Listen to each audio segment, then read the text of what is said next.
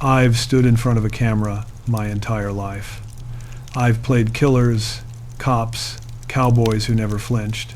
I've walked through fake wars, fake deaths, nightmares built only to be cut at the end of a scene. But nothing compares to what I'm about to say now, because this time I am not risking a character. I am risking the real man behind all of them. I put my reputation, my career, my friends, even the name Hollywood built for me, all on the line to follow one person, Jesus Christ. All my life, I thought faith was something to keep quiet, a nod on Sunday, then buried under work by Monday morning. I thought I was strong because I needed no one. I thought that was freedom, until that night. A night that tore apart the illusions I had clung to for years. A night that showed me the price of following him and the even greater price if I turned away. And tonight, I am going to tell you the whole story. No hiding. I didn't have a lightning bolt moment. No thunder cracking open the sky. No voice echoing in the middle of the night. Just a slow, lingering exhaustion that had been building for years, like a camera that had been running too long, overheating because no one bothered to turn it off. On the outside, everything looked fine. The films kept releasing, the awards kept coming, people still called me a legend. But inside, there was an emptiness that alcohol, work, fame, nothing could fill. I started noticing it on the quietest nights. Not on red carpets, not in interviews, only when I was alone in a silent house, when the ticking of the clock became the loudest sound in the room. You understand that feeling, only after you've gone far enough. The world is full of noise, but inside, the silence is terrifying. During those years, an old friend of mine changed. I'd known him for a long time. We used to be the same, skeptical, stubborn, self-reliant. But one day, he started talking about Jesus. Not in a fanatical tone, not like a church salesman. He just became calmer, less irritable, less desperate to win every argument. Something in his eyes softened. At first, I thought it was a phase. People get older. They cling to something for comfort. That's what I told myself. I teased him, asked, "You planning to become a pastor now?" He just laughed and said, "No. I just found something I should have found a long time ago." That sentence haunted me more than I wanted to admit. One evening, after a simple dinner at home, we sat together on the porch in the cold air and soft wind. He told me about the gospel not with the voice of a preacher, but of someone who had truly experienced something, that God wasn't just an idea, but a being who loved the world enough to give his only son. And that Jesus wasn't just a character in a book, but the one who lived the perfect life we could never live, took the death we deserved, and rose again to open a path no one else could open. My first reaction was simple. I didn't believe it. All my life, I trusted what I could see, touch, measure, scripts, box office numbers, data. I told him, "Sounds more like a story than the truth." He looked at me, didn't argue, and simply asked, "Clint, you've told stories your whole life, and the best stories always carry some truth. So what if there's a story that is both the greatest and true?" That question didn't turn me into a believer overnight, but it opened a small door. For the first time in years, I picked up the Bible not out of cultural curiosity, but because I needed answers. I started reading the Gospels quietly, alone, without telling anyone, and I found a Jesus very different from the stained glass ornaments or political slogans, not a comfortable religion, a being both gentle and sharp, full of mercy, yet intolerant of lies. The more I read, the more I felt two things at once, being pulled closer and wanting to step back. Because if what he said was real, then my whole life of I am enough on my own was nothing but a thin coat of paint over weakness. But that was the moment I stepped into this journey, not when I knelt to pray, but when I first admitted to myself that maybe I wasn't as strong as I thought. That was the doorway. And from there, everything started to change. I didn't see him immediately. There was no figure appearing in the living room, no thunder shaking the window frames. It began on a night that felt ordinary, just like the hundreds before it. I sat alone in my study, the desk lamp on, a script tossed to the side, the Bible open in front of me, though I had read the same line 3 times without remembering a single word. Everything in that room was familiar, the movie posters on the wall, the gold statues, the plaques, symbols of a successful life. But that night they looked hollow, like props left behind after a scene that wrapped long ago. I could hear the ticking of the wall clock. That sound, to an old man, can sometimes be louder than all of Hollywood combined. I closed my eyes, leaned back in the chair, my hand still resting on the Bible. I wasn't praying in any proper sense. I was just speaking under my breath, half-formed words, half a sigh. If you're really there, if all of this isn't just a beautiful story people tell themselves to feel better, then I need to know. I've gone too far to play pretend. I don't know when I fell asleep. I only remember the room slowly drifting into a different kind of silence.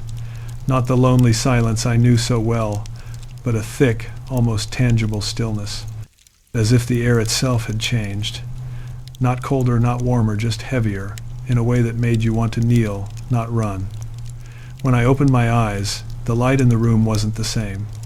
The lamp was still on, but there was another light source unknown, not harsh, not blinding, simply there, covering everything with a strange warm glow. And I knew, not with logic, but with an instinct deeper than anything I'd ever felt, that I was no longer alone. Someone was standing there, facing me, not the kind of figure you see on greeting cards or church paintings. No halo, no flowing robe. Just a man with a gentle yet weary face, eyes that held sadness, determination, and something I have no word for except mercy. I didn't ask who he was. I didn't need to. I've acted long enough to know the difference between what's fake and what's real. The one standing before me was not a sleepless hallucination, not a character I built in my mind. I knew it was him before the thought even fully formed, Jesus Christ. The strange thing is, I wasn't afraid in the way that makes you want to run. My body shook, my knees almost gave out, but it wasn't terror. It felt like a stubborn child, suddenly realizing that the father he rebelled against his whole life had been standing there all along, waiting for him to come home. Part of me wanted to shout, "I am not worthy." Another part just wanted to collapse into silence. He looked at me. No accusation, no criticism, no mention of any film, any scandal, any mistake the world had discussed to death. His gaze went straight through everything I had used to armor myself. The toughness, the sarcasm, the indifference. I felt like he was looking directly at the part of me I rarely dared to face, my soul. When he spoke, his voice wasn't thunderous like in the movies.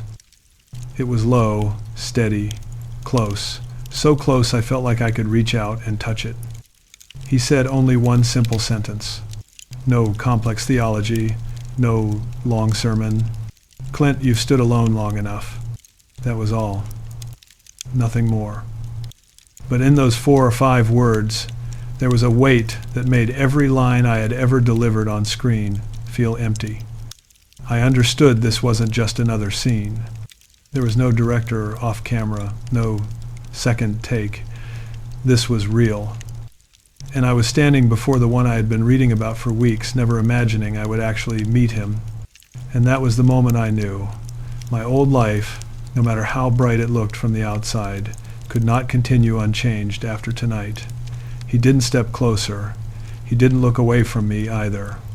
He just stood there, in that strange glow, like the only remaining streak of light in a room, long accustomed to the darkness of cigarette smoke and sleepless nights. I opened my mouth but had no idea what to say.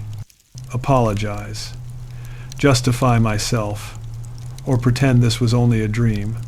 In the end, he was the one who broke the silence. "You've stood alone long enough," he repeated. "Now look. Not look at him. Look at myself." In that moment, the room seemed to disappear. No desk, no chairs, no posters, no golden statues. Before me, like a massive screen, were scenes from my own life. Not the edited shots, not the flattering angles, not the polished lighting or rewritten dialogue. These were the raw takes, the ones no director would ever want to show an audience. I saw a younger version of myself on set, yelling at the crew because a small detail wasn't to my liking. I saw the assistant's face drop, swallowing her anger. I saw the eyes of someone behind the camera, part admiration, part fear, part distance. I heard the words I had said, sharp as knives, forgotten by me the next day, but never forgotten by the ones who heard them. Then the scene shifted. I saw myself in a kitchen years ago. A fight with a woman I once swore I would love and protect. My voice rising, my hand slamming the table. She turned away, tears falling but hidden. I didn't go after her. I let the door close behind me as if it were just another bad night. But in her eyes, I saw something die. You called that freedom, his voice said, neither angry nor gentle, just truthful. Freedom to need no one, depend on no one, bow to no one. But do you see what you lost because of that freedom? The first layer of truth wasn't about religion. It was about me. It's about the years I believed that as long as the movie succeeded, the performance was flawless, the audience applauded, everything else was background noise. I stood on top of a mountain without realizing how many people I had pushed aside to climb it. Then he showed me something else. No longer external scenes, but internal ones. Nights when I lay awake, staring at the ceiling, feeling as if someone was counting my heartbeats. The nagging fear that one day everything would go silent, and all I had built would slip through my fingers like sand. I never called it fear. I called it the wandering thoughts of old age. But under that light, I saw it clearly. It was raw fear, the kind I had buried under work, sarcasm, and roles. You're not just afraid of losing what you have, he said. You're afraid to admit that all of it is not enough. That was the second layer. The harsher one, because it wasn't about the wrongs I'd done to others. It was about the lies I'd told myself. I wanted to look away. I wanted to do what I'd always done best. Shut my emotions down. Cut to the next scene. Tell myself that life simply works that way. But here, in front of him, there was nowhere to hide. No character to slip into. Only an old man who had outlived most of his friends, yet had never truly answered the only question that mattered. In the end, who does his soul belong to? Why are you showing me all of this? I finally managed to ask. My voice was raspy, much smaller than usual. Because you must know the cost of continuing to stand alone, he replied, and the cost of following me. Then he showed me another path, not the one lined with red carpets, a narrow road, walked by few. I saw myself confessing that I believed in him, not in a private room, but in front of faces that would frown, scoff, mock. I saw the calls stop coming, the invitations grow fewer. I saw the headlines saying I had changed, that old age had made me blur the lines between character and reality. I understood following him would come with a price. My reputation, my comfort, the safe position he'd spent a lifetime building could all shake. I would no longer be the one in control. But then he showed me the price of not following. Another room, like the one I sat in now, but darker, colder. An old man, also me, with empty eyes, clinging to old photographs as if they were proof he had once existed. No peace, no hope, only regret, thick in the air. You can keep everything, he said, and lose your soul, or you can lose what the world calls important and find what you never had. That was the final layer of truth, no longer about the past, no longer pointing out mistakes. It was a choice, clear, direct, uncompromising, and I knew in that very moment that even if I turned away, I would never be able to forget what I had seen. I had acted out countless scenes of collapse, the man who receives news of his wife's death, the soldier watching a comrade fall, the killer finally caught by his own conscience. The director would shout action. I would throw myself to the ground, scream, punch a wall, cry real tears or fake, depending on the day. Then cut. Everyone went back to their marks, and the emotion was folded away for the next scene. But that night, there was no cut, no cameras, no character to hide behind. When the two paths appeared before me, one where I kept everything but lost myself, and one where I lost much but found him, the first thing I felt wasn't heroism. It was fear. Raw, primal fear no director ever trains you for. I saw my whole life like a house built from planks of fame, money, and the image of the man who fears nothing. And now a hand was gently touching those planks, asking, "Will you let me take these down?" And I realized, deep inside, I had never stopped clinging to them like a child clutching his last toy. I wanted to say yes with certainty, the way preachers talk about surrender, but the word wouldn't come out. Something else broke through instead. Shame, the kind that makes you feel as though your entire life has been one long performance designed to avoid this exact moment. My lips trembled, my chest tightened, and I heard myself whisper, hoarse, so soft even I almost didn't recognize it, "I am afraid." I was afraid of losing the way people saw me, afraid of walking onto a set with the label "the old guy who found religion," afraid of pity, of mockery, or worse, indifference, afraid that the people I respected would turn away, that doors opened for decades would quietly close. I, who built an entire career on the image of fearing no one, finally had to admit before him that I feared everything. When that confession escaped me, something inside cracked, not on the surface but deep, in the place I had locked away for years. Tears spilled out, not the tidy, controlled kind that make for a beautiful shot, but the uncontrollable kind, as if decades of restraint were breaking at once. I bowed my head, covering my face with my hand, like a child who doesn't want to be seen crying. I started mumbling things I had never said aloud to anyone, the people I had hurt, the decisions I knew were wrong but made anyway because they were good for my career. On the times I heard a small voice inside telling me to stop, but I pushed forward because I refused to lose control. I spoke names, situations, moments, the ones that returned in the dark, in sleepless nights, to claw at me again and again. I expected him to judge, to list every mistake, every stain, but he said nothing. He simply stood there, letting me fall apart, and that silence made me cry even harder. Not the silence of judgment, but the silence of a father letting his child finally cry out all the things he has spent a lifetime pretending don't hurt. In the middle of my sobbing, I heard his voice, not loud, but clearer than any noise ID ever heard in my life. "I already know, Clint. I knew before you spoke. I am not waiting for you to be perfect. I am waiting for you to be honest."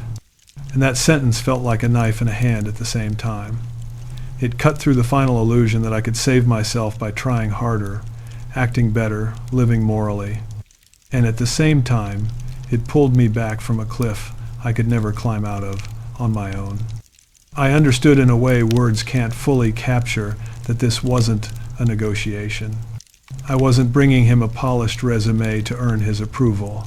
I was bringing him a pile of ruins, and somehow he did not turn away. That was the real breakdown. Not a scene, not acting. But the moment a man who lived his whole life as if he needed no one finally admitted he needed to be saved, I was still kneeling, breath uneven, tears coming faster than I could wipe them. And in that weakest moment, he began to speak, not with a mighty voice meant to terrify, but with a low, steady tone as if every word had been chosen before the world began. "Clint," he said, "you're not here by accident. You're here because you've been running long enough." I didn't answer. I couldn't. I just stared at my hands, the same hands that had held guns, tamed wild horses, slapped villains, pulled triggers on screen as if nothing could ever touch me. Now they trembled like a child's. "You think you're strong," he continued. "You think standing alone is strength. But in truth, it's just fear, painted to look like courage." My heart tightened because I knew that was true.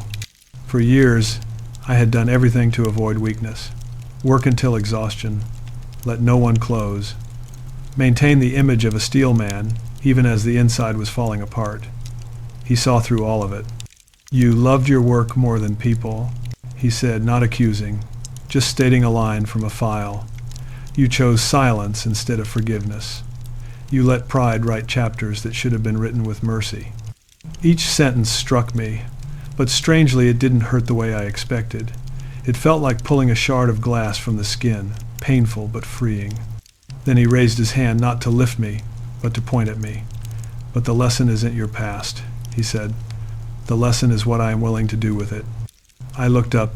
His eyes weren't just bright, they were gentle, so gentle it almost made me break again. "You cannot save yourself," he said slowly. "Not with fame, not with morality, not with effort. You do not need to pay for what I've already paid for." Those words, simple as they were, weighed more than the mountain I had carried inside for years. "I tried to be a good man," I whispered, as if offering a weak defense.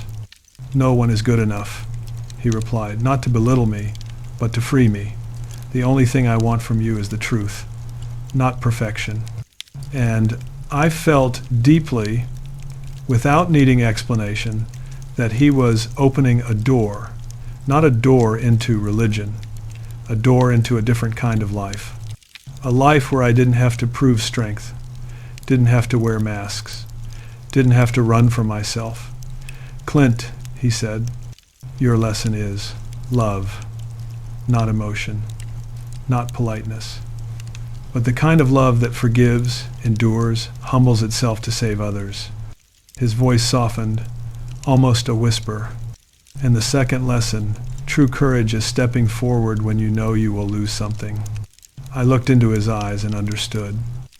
Following him wasn't only a spiritual decision, it was an act of courage, a surrender, a fall meant to help me stand the right way. "And the final lesson," he said, "is truth.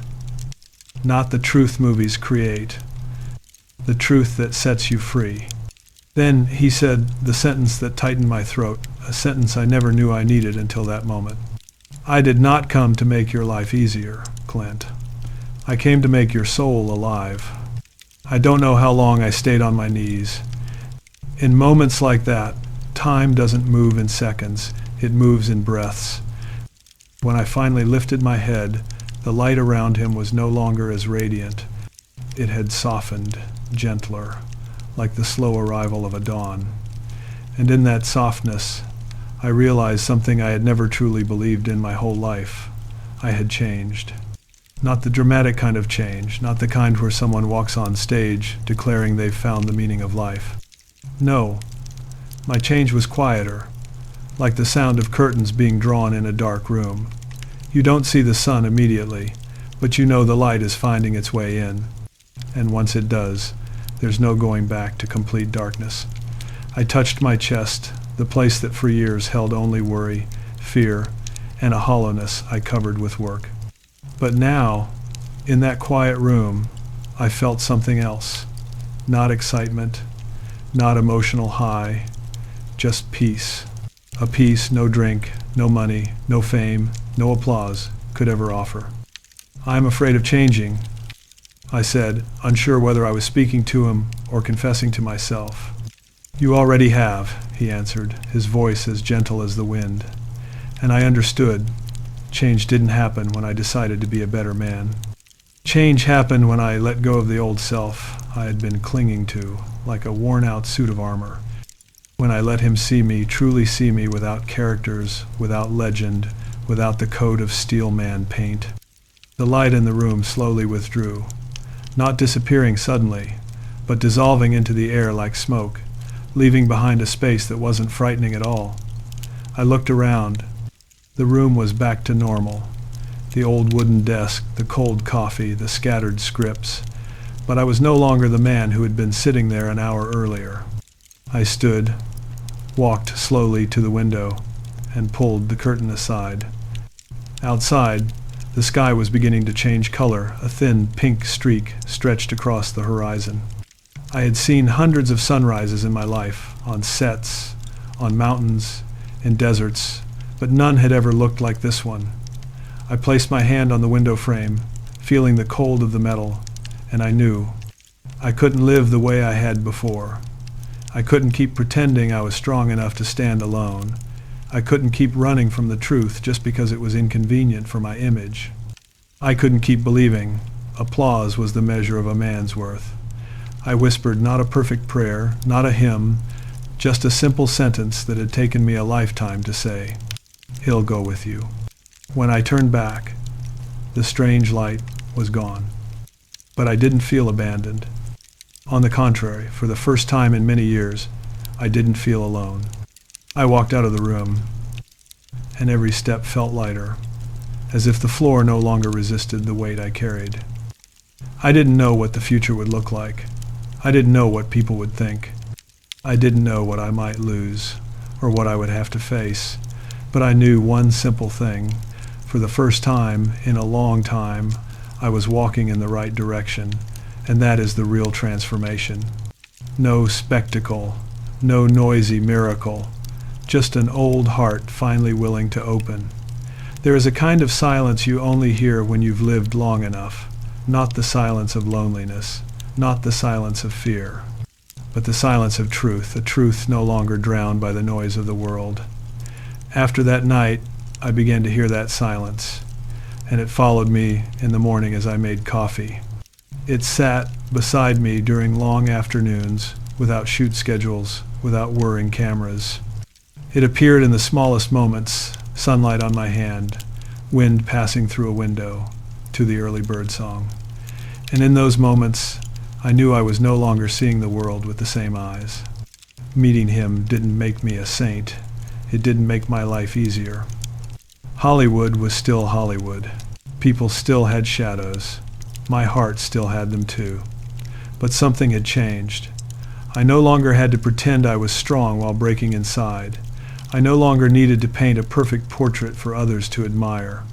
I no longer wanted to live as if I am enough on my own, because after all those years on stage, I finally realized the one thing that had never been enough was me. I've thought a lot about the years behind me, about the people who crossed my life, the old friend who held my hand on the porch and told me about God, the ones I hurt because I thought I was untouchable, the ones I loved but never loved well. I wonder what might have been different if I had known earlier, if I had let go of my pride earlier, if I had listened earlier. But then I hear his words again, like a streak of light cutting through the dark. It's never too late. I am not standing here to convince anyone to believe what I believe. I am only telling you what happened, what softened a heart that had been stone for years. What reminded me that human beings were never made to save themselves. We need something greater, truer, stronger than anything the world can build. And I found that in the one I spent a lifetime thinking was just a story, but turned out to be the truth standing right in front of me. Faith is not a ticket that keeps you from pain. It is an invitation to walk straight into truth, even when that truth brings you to your knees. It is looking back at your years and admitting you did not live as well as you thought. It is opening the door of your heart, the door we sometimes lock so tightly that even we forget where the key is. Faith is the gentle voice that never goes silent, telling you that you still have a chance to become the person you were meant to be. If you're listening to me, if you've reached the end of this story, maybe it isn't by accident. I don't know who you are, what fear you're carrying, what you're holding on to, or what you're running from. But I know this. No one is too far for him to call back. No one is too broken for him to mend. No one is too insignificant for him to see, truly see, even if your life feels like nothing but scattered pieces. I don't have many years left to tell stories like this, but I hope that one day, when you stand at the choice between fear and truth, between darkness and light, between standing alone and letting someone lead you, you'll remember the words of an old man who wasted too many years just to understand something simple. A life is not made by fame, not by success, not by legend, but by the moment you allow your heart to become real, real enough to be saved. And if you ask me what remains after everything, there is only one answer. I found him, and he found me first.